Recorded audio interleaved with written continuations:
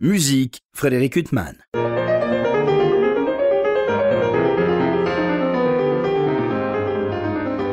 Bonjour Frédéric Huttman au micro, j'ai le plaisir de vous retrouver pour un nouvel entretien. Aujourd'hui j'ai l'immense plaisir de recevoir Benjamin Allard. Bonjour.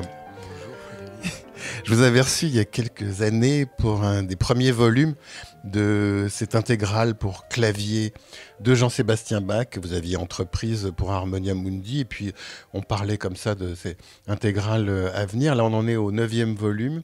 J'ai l'impression que vous êtes entré dans un univers démentiel et gigantesque, Benjamin Allard, que vous n'aviez peut-être pas envisagé de cette manière au départ. Ça a pris des proportions énormes, cette entreprise. Oui, je ne sais pas si je me rendais compte au départ du travail que ça allait nécessiter et prendre, mais je suis très heureux de poursuivre ça. C'est sûr que l'arrivée de certains collègues, comme pour faire de la musique de chambre ou une cantate, pour enrichir et éviter aussi une sorte de lassitude et associer le clavier aux autres instruments lors de cette intégrale pour clavier. C'est quelque chose qui me plaît énormément. Alors, pareil, au même moment, on va en parler, un disque absolument merveilleux consacré à Stravinsky. Stravinsky, vous n'en êtes pas dans Chinella, et à Falla. Vous en êtes pour deux chefs-d'œuvre. Alors, je vais dire en français, hein, excusez-moi, les tréteaux de Maître Pierre.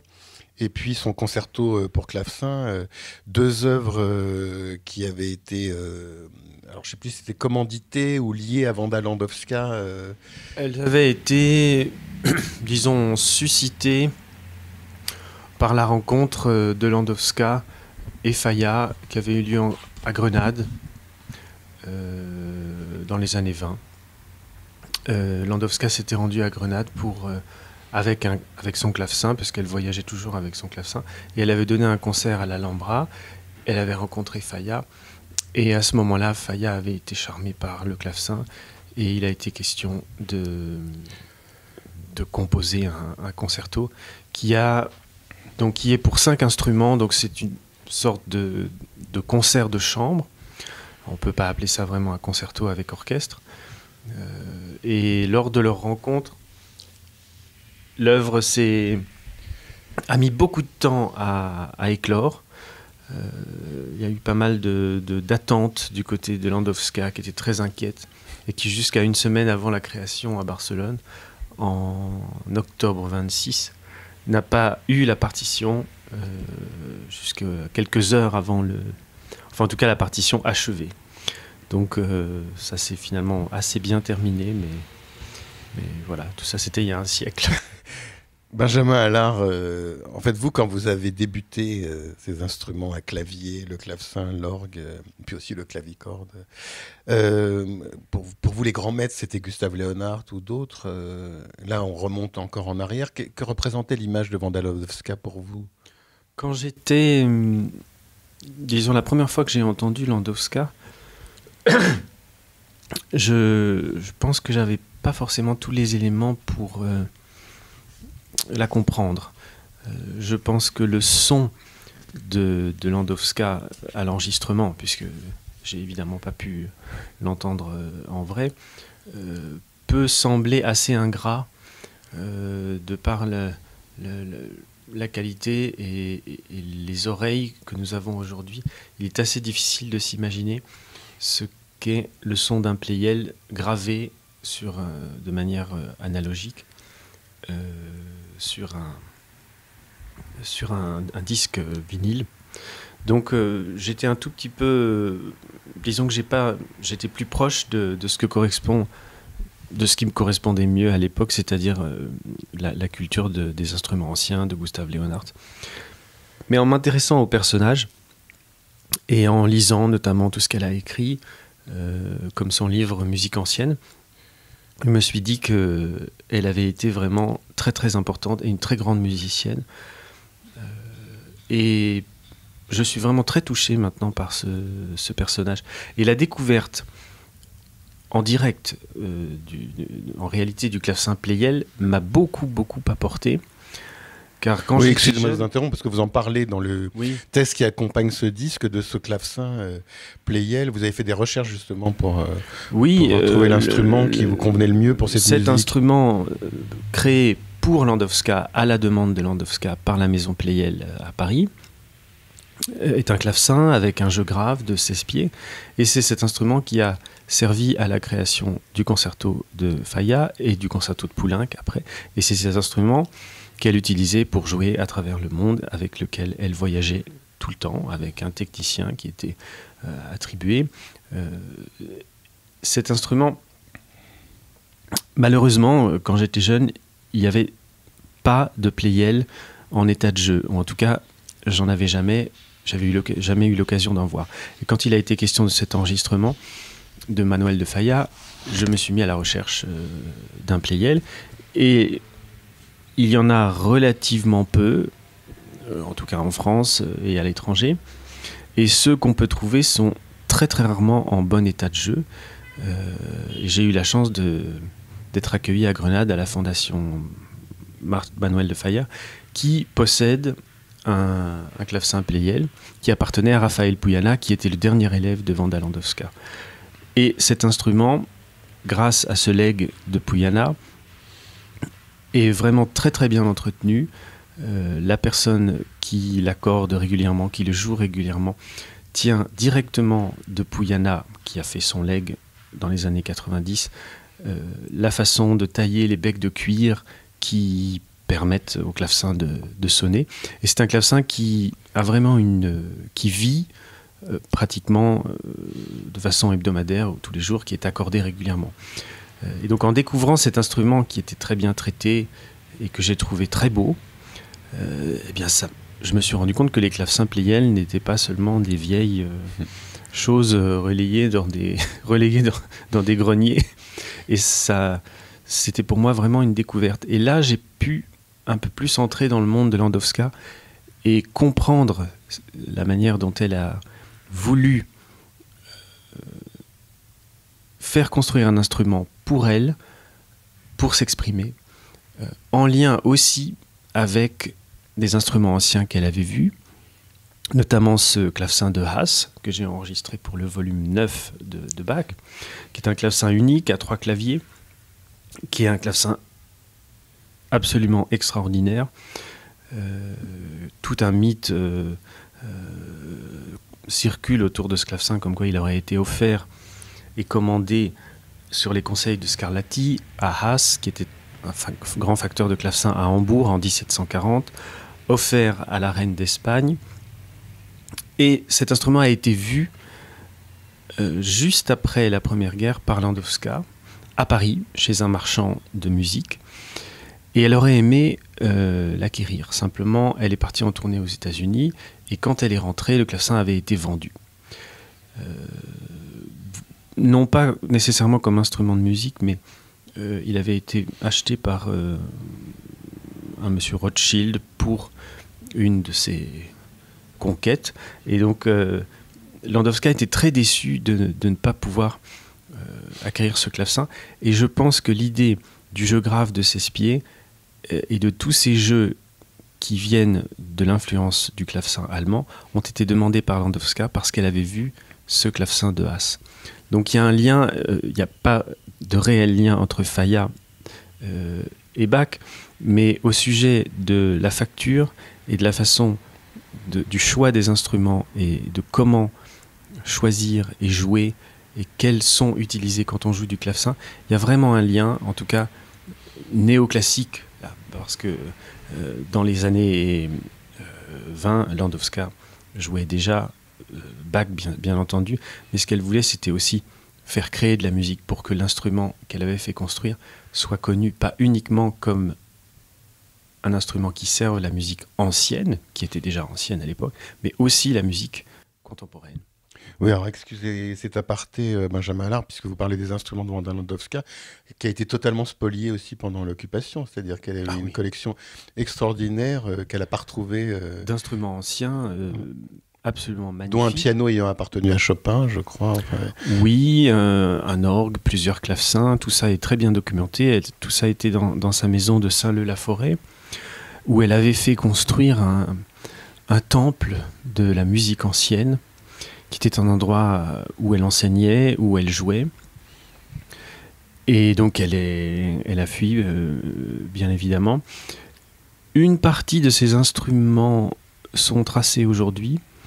Voilà. Malheureusement, ce qui est assez regrettable, c'est qu'elle n'est jamais revenue en Europe. Elle aurait pu. Elle est restée à Lakeville, aux États-Unis. Elle a fait une carrière aux États-Unis très belle. Elle a beaucoup enregistré. C'est pour ça qu'on peut avoir son clavecin Pleyel est conservé à la Library of Congress à Washington, et tout comme sa bibliothèque et tout ce qu'il y avait chez elle. Donc c'est très très touchant, mais aussi, malgré les événements tragiques, fort regrettable que ce personnage ne soit pas revenu en Europe, parce qu'elle aurait vraiment pu réexister d'une autre manière, et peut-être apporter quelque chose qui, en Amérique, certains a été perpétué, la tradition, mais je pense que ça aurait été... Voilà, on ne peut pas refaire l'histoire, c'est comme ça. Benjamin Allard, donc paraissent quasiment au même moment ce disque Faya extraordinaire, et votre 9e volume tout aussi extraordinaire de l'œuvre complète de Jean-Sébastien Bach pour clavier. Est-ce que c'est vraiment un grand écart? Parce que en fait, ce disque Faya Stravinsky, c'est un hommage de ces compositeurs du XXe siècle à un XVIIIe siècle. C'était une période où Stravinsky, peut-être après le Sacre du Printemps et toutes ces œuvres d'une modernité extraordinaire, a cherché une autre voie en retournant vers un certain classicisme. Donc vous, quand vous interprétez Faya, est-ce que c'est un XVIIIe siècle revisité, ou alors vraiment c'est une musique qui n'a rien à voir avec l'univers que vous côtoyez habituellement? Il y a un lien, il y a aussi un lien avec, très très fort, avec, là je parle de Faya, avec la Renaissance et la chanson, je dirais, qu'on peut appeler populaire, mais le simple fait de l'appeler chanson, canzone en espagnol, est très très important, parce que dans ce concerto, et dans la musique de Faya en particulier, et aussi dans les tréteaux de Maître Pierre, beaucoup de chansons andalouses sont citées. Et c'est quelque chose de très parlant, qui a toujours été en pratique chez les compositeurs depuis toujours. Parce que l'art, souvent, de jouer la musique ou de faire de la musique, c'était de faire danser ou de chanter. Donc, quand on compose de la musique savante, les compositeurs, en général, utilisent des thèmes anciens. Et chez Faya, c'est particulièrement touchant par rapport à sa culture, par rapport à son histoire aussi. C'était quelqu'un de très mystique, très catholique, qui cite, notamment dans le 2e mouvement du concerto, un pangelingua andalou, arabo-andalou, sur un mode très particulier, qui est une sorte de méditation. On a d'ailleurs un témoignage de Poulenc qui décrit ce 2e mouvement. C'est très touchant, la manière dont ce 2e mouvement est... Évidemment, Faya utilise aussi des techniques de composition héritées directement des choses nouvelles que Stravinsky a pu créer, des harmonies en rapport de tierces, par exemple, des choses qui peuvent paraître très dures, mais qui sont très belles et tout à fait extraordinaires.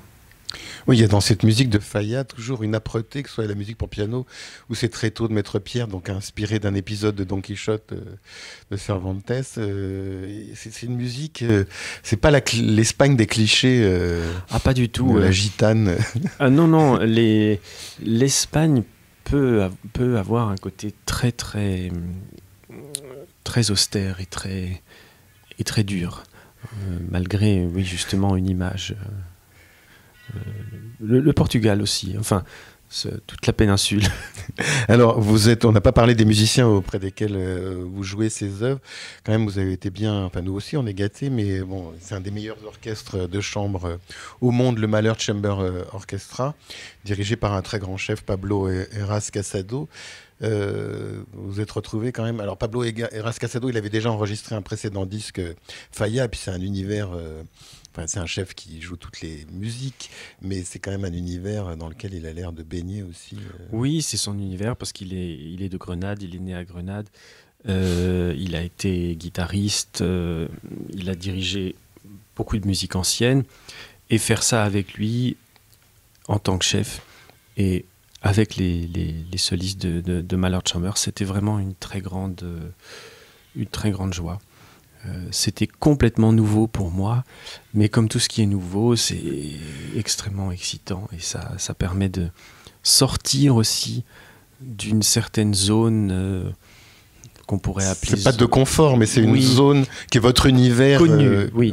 Et ça apporte beaucoup en termes de, je dirais, technique, en termes d'audace, de prise de risque dans la façon de jouer, dans la musique, dans la façon de côtoyer des musiciens aussi qui ne sont pas des musiciens qui jouent sur des instruments anciens. Donc ça permet d'avoir une autre approche. Pour eux aussi, en lien avec ce clavecin qui en fait, Pleyel est un instrument ancien, ils ont dû aussi s'adapter en jouant de façon plus nuancée, plus douce.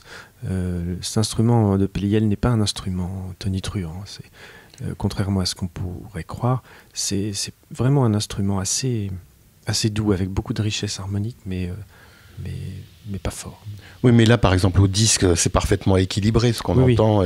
On entend tout parfaitement, mais est-ce qu'au concert, c'est une musique qui est écrite comme les tréteaux de Maître Pierre, pour qu'on entende aussi bien le clavecin qu'on l'entend au disque Benjamin Allard Oui, parce que c'est une musique qui a été créée dans des lieux qui étaient tout à fait... qui était à taille humaine. Le salon de la princesse de Polignac, que ce soit à Venise, dans son palais, ou avenue Georges Mandel, sont des lieux qui ne sont pas très très grands et où on peut pratiquer la musique de chambre ou l'orchestre de chambre de façon dans une mesure qui permet de tout entendre. Aujourd'hui, les grandes salles de concert sont souvent trop grandes, alors il faut trouver divers moyens de compensation, comme la sonorisation par exemple, mais ce qui n'est pas du tout évident. Alors on va revenir à votre intégrale Bach. On en est au 9e volume, je ne sais pas combien on aura parce que ça suit un chemin tellement inattendu et tellement gigantesque. Nous on est heureux, Benjamin Allard, à chaque fois qu'on va arriver à un volume, parce que bon, bien sûr, c'est un cliché, mais enfin, il n'y a pas une musique qui ne soit pas un chef-d'œuvre dans toutes ces musiques que vous interprétez. Là, on aborde, alors, j'adore le titre de ce volume, c'est 1717-1723. Il s'appelle Les années heureuses, parce que Bach, le précédent volume, donc c'était la mort de la première femme de Bach, Maria Barbara, si je ne me trompe pas. Donc des années douloureuses. Mais enfin, quand on voit la biographie de Bach, on a l'impression quand même que les moments douloureux sont plus prégnants et fréquents que les moments heureux. Oui, je pense que cette période de la fin du séjour, enfin si on peut appeler ça un séjour, parce que c'est quand même quelques années, entre 17 et 23, sont une sorte enfin, c'est une sorte de période et un groupe d'années où Bach se console assez lentement de la mort de Maria Barbara, mais il a un poste à Köthen, à la cour, qui est très, je dirais, qui s'adresse beaucoup à la cour et au public.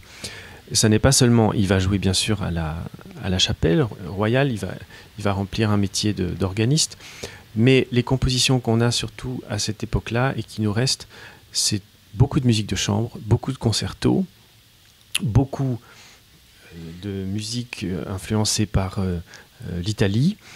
On a dans ce volume-là le seul exemple de cantate italienne, entre guillemets, en italien, composée par Bach. Vous êtes aux côtés de Marc Moyon, c'est ça, pas qui mal. chante une cantate qu'il n'est pas nécessaire de traduire, Amore Traditore. Donc c'est vraiment ce genre de la cantate de chambre accompagnée uniquement au clavecin, qui laisse place à beaucoup de virtuosité et beaucoup d'improvisation.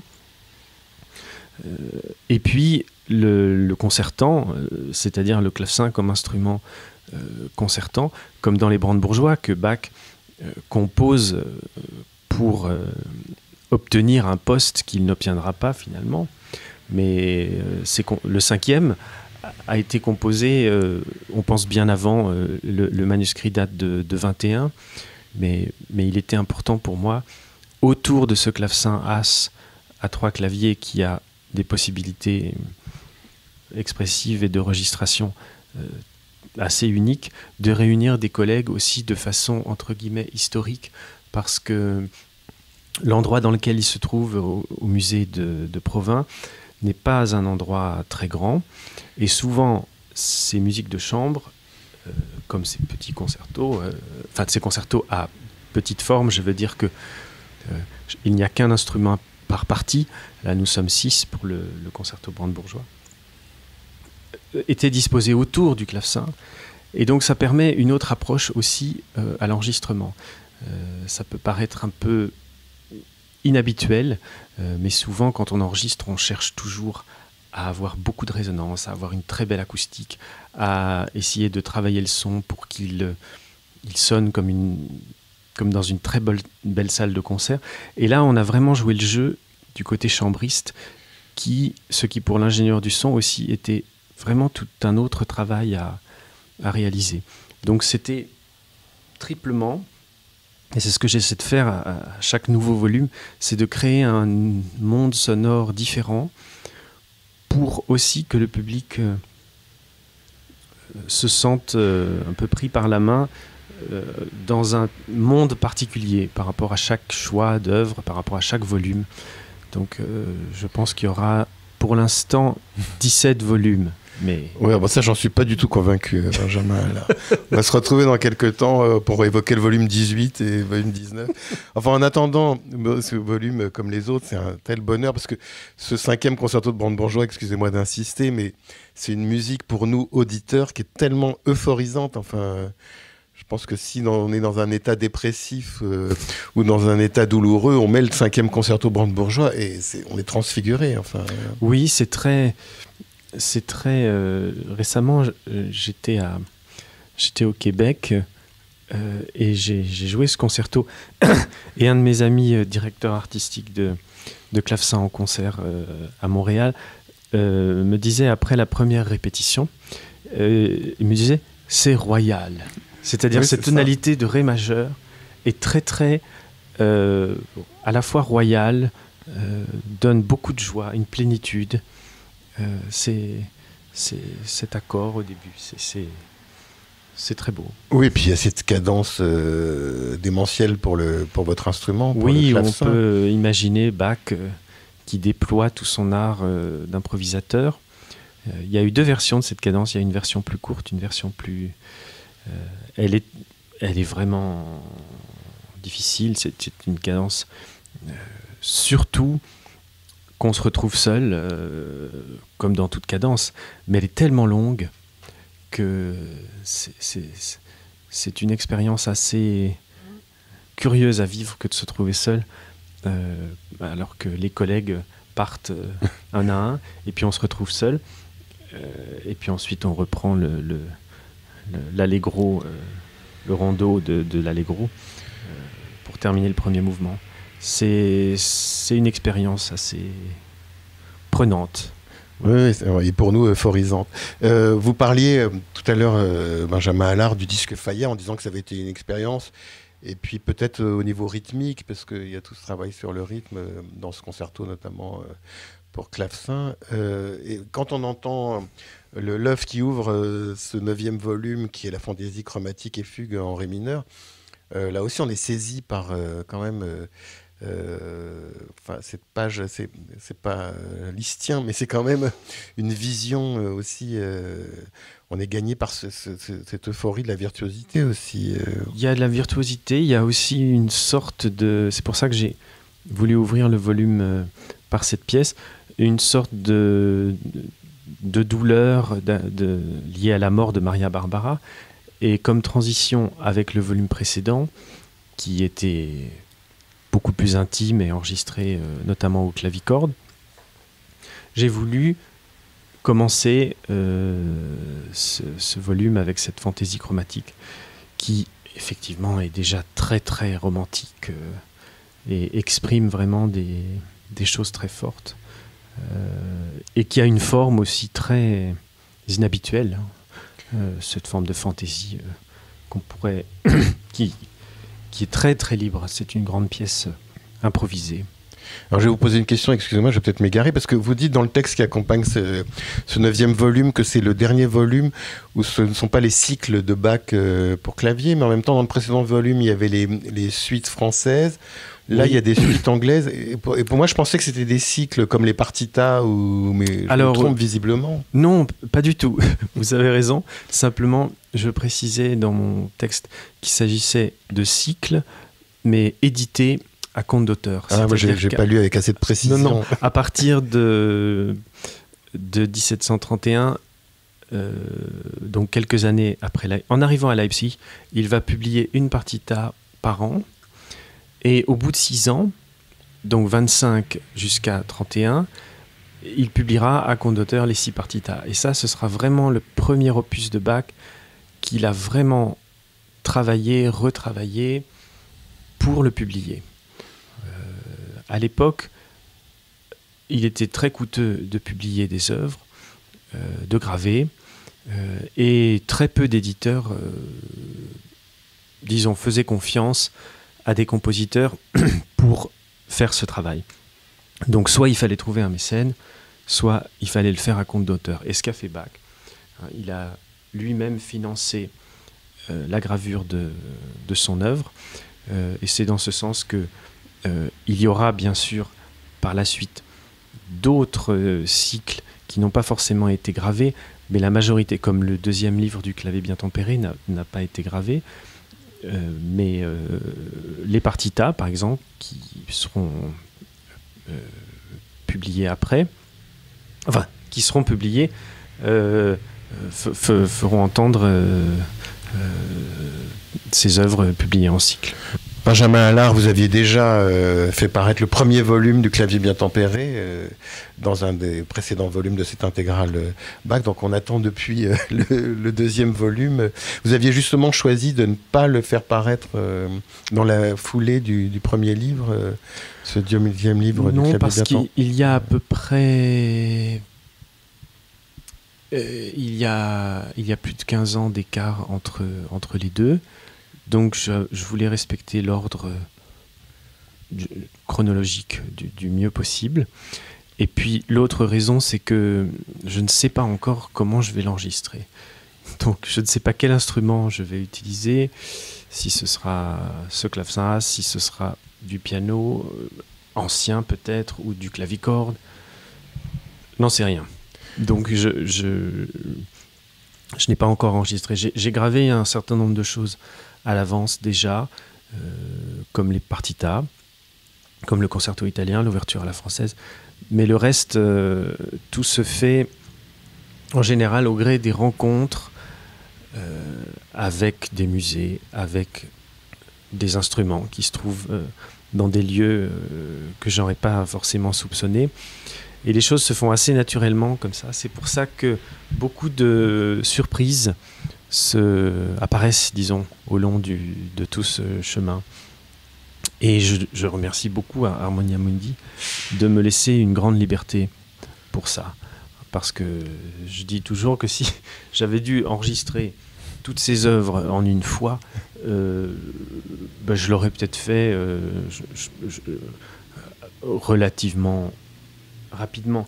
Mais l'intérêt pour l'organisation et pour la présentation et de la création de chaque volume n'aurait peut-être pas été aussi approfondi.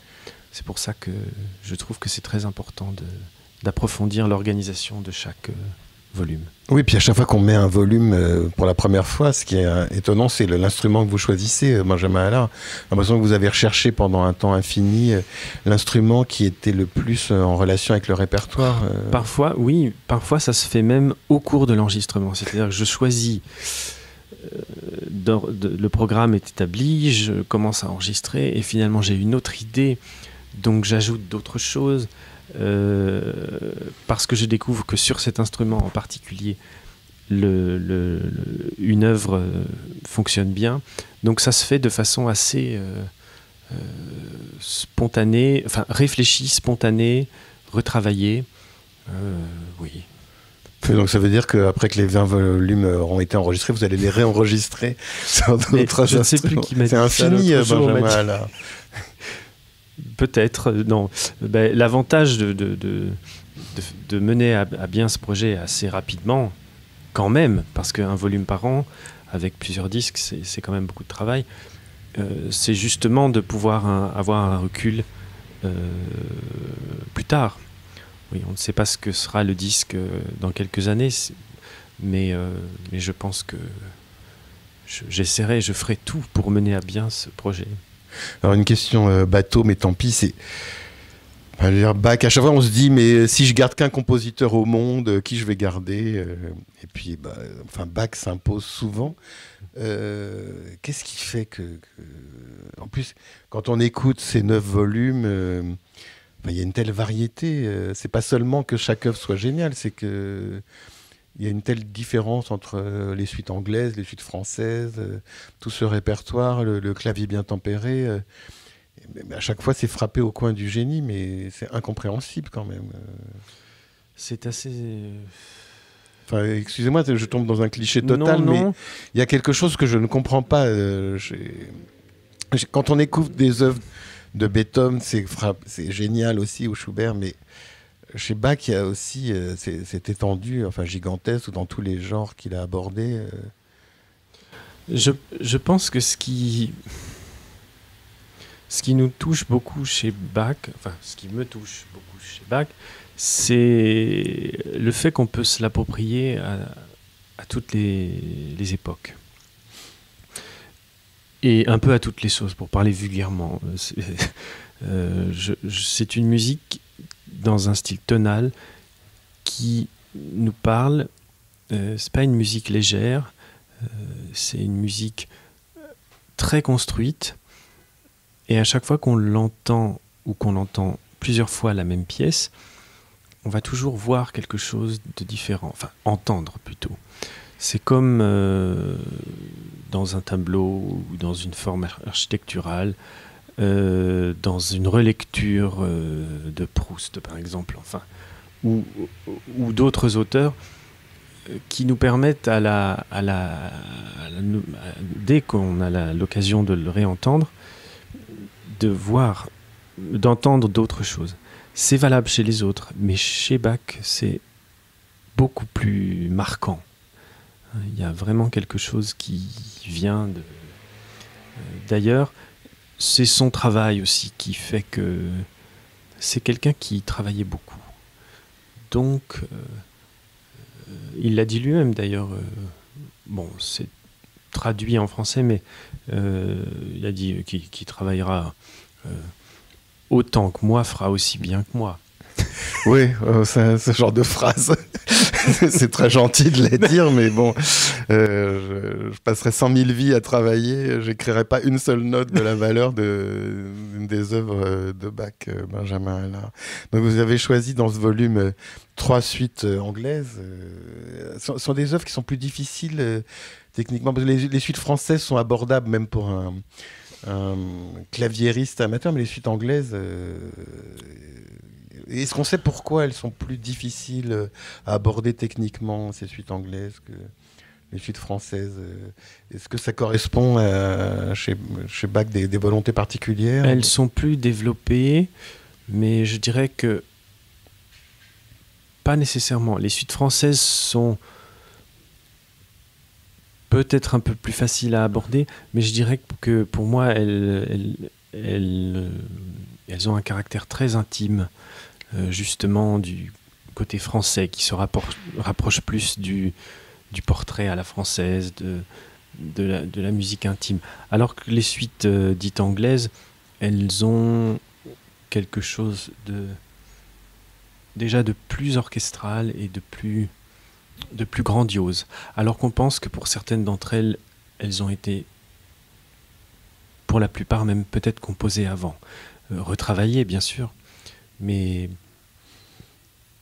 c'est sûr que certaines fugues, comme la gigue en ré mineur là, de la 6e, est assez redoutable, voire même diabolique, mais je pense que c'est pour ça aussi que j'ai choisi de les jouer sur un instrument plus grand, avec ce jeu grave de 16 pieds, des possibilités de changement de clavier, de registration, pour créer aussi une dimension dans tous ces préludes qui précèdent, qui introduisent chaque suite, qui sont des pièces assez développées, qui sont quasiment des mini-concertos composés en prélude à chaque suite. Et alors comment vous abordez donc ce répertoire, parce que là c'est un ordre chronologique que vous n'avez pas toujours plus ou choisi. Moins. Et donc là, vous continuez. Et au niveau des partitions, comment ça se passe? Parce qu'il y a des œuvres qui sont largement éditées et d'autres beaucoup moins dans ce que vous avez interprété jusqu'à présent. Alors bon, tout est à peu près édité. J'ai eu l'aide au départ de Jean-Claude Sender, qui était mon professeur d'orgue à Bâle et qui m'a énormément aidé, notamment pour les premiers volumes. Aujourd'hui, ce qui est assez formidable avec Internet, c'est que Bach Archive Leipzig a mis en ligne pratiquement toutes les sources de Bach. Donc il est possible de les consulter en ligne, ce qui est un gain de temps énorme pour faire des comparaisons quand on a des doutes sur le texte, sur l'articulation, sur la source. C'est quelque chose d'assez utile de pouvoir faire ça. Et le prochain volume... On va vers Leipzig, le prochain volume, ou pas encore? Oui, on arrive à Leipzig parce que le prochain volume sera une sorte de présentation de ce que pouvait être la bibliothèque d'Anna Magdalena. Donc il y a le petit livre, il y aura le petit livre d'Anna Magdalena. Donc c'est la femme qu'il rencontre quand il est à Köthen en 1721. C'est ça. Pour les auditeurs qui ne savent pas forcément. Exactement. Sa deuxième femme. Et ils déménagent ensemble. Elle est chanteuse. Oui, elle chante. Elle est musicienne. Elle joue le clavier aussi. Et elle a compilé, avec Bach donc, un recueil qui lui est dédié, qui est daté de 1725, où il y a toutes sortes de pièces variées. Il y a par exemple 2 suites françaises, 2 partitas, et je présenterai ces suites, bien que j'ai déjà enregistré les partitas qui ne sont pas encore publiées ou les suites françaises, je les présenterai au clavicorde, parce que l'instrument est vraiment domestique par excellence. Et comme c'est un recueil domestique, familial, avec certaines pièces vocales, notamment des chorales qui seront chantées, je tiens à faire entendre cet instrument. Et il y aura aussi les sonates en trio dans ce volume, qui seront cette fois jouées sur des instruments domestiques et non pas l'orgue, puisque ça je l'avais déjà enregistré il y a quelques années et j'ai pas envie de le faire de la même façon. Et ces sonates en trio ont été copiées par Anna Magdalena. Donc c'est la raison pour laquelle je vais mettre ces sonates en trio dans le prochain volume. Au risque de vous choquer, Benjamin Allard, moi, la première partita de Bach, je l'ai connue au piano par Dino Lipatti. C'est un disque. Et vous, est-ce que ça vous arrive d'écouter comme ça ces œuvres au piano? Je ne pense pas que Bach, ayant aimé le clavicorde, qu'il a tant aimé comme instrument domestique, aurait été ce qu'on sait. On ne sait pas grand-chose sur ce qu'il a vraiment pensé du piano. Il aurait été choqué de ça. Je pense que si on joue avec une belle conviction et une belle honnêteté musicale, beaucoup de choses sont possibles avec Bach. Bon, en tout cas, Bach, voilà, c'est univers infini. Là, on en est au 9e volume pour Harmonia Mundi, Benjamin Allard. Parallèlement, ce disque Faya, ce concerto pour piano et c'est très tôt de Maître Pierre, complété par Pulcinella. Vous n'en êtes pas, mais c'est quand même une œuvre merveilleuse. Avec le Mahler Chamber Orchestra et dirigé par Pablo Heras Casado. Et puis bien sûr, on suit votre activité de concert. En tout cas, il me reste à vous remercier infiniment d'avoir été mon invité. Merci beaucoup, Frédéric Outman. Pour illustrer cet entretien avec le claveciniste Benjamin Allard, je vous propose de l'écouter interpréter le 5e concerto brandebourgeois de Jean-Sébastien Bach. Il est aux côtés de Sienne Huybrechts, Anne Pekala et Paul Montero, ainsi que Samantha Montgomery et Ronan Kernoa. Je vous souhaite une très belle écoute de ce chef-d'œuvre totalement euphorisant. Une bonne fin de soirée sur RCJ.